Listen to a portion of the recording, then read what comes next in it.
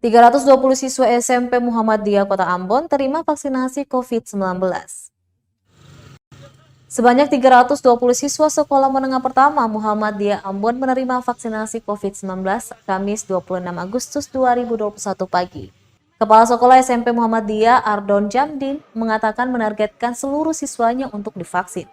Lanjutnya, tak semua siswanya mengikuti vaksinasi hari ini. Sebagiannya akan mengikuti vaksinasi di Tribun Lapangan Merdeka besok. Ia berharap sekolah tatap muka bisa segera berjalan usai pelaksanaan vaksinasi. Vaksinasi di sekolah swasta ini diselenggarakan oleh Ikatan Pemuda Muhammadiyah (IPM) bersama dengan Polda Maluku. Jenis vaksin yang digunakan yaitu vaksin Sinovac dengan jarak 28 hari antara suntikan pertama dan kedua. Nangis.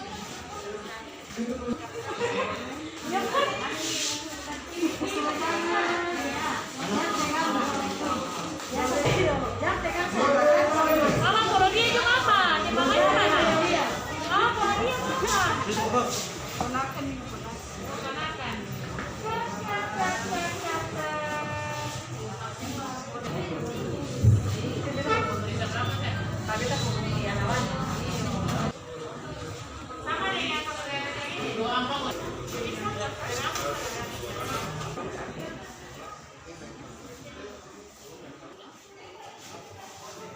Terima kasih sudah nonton.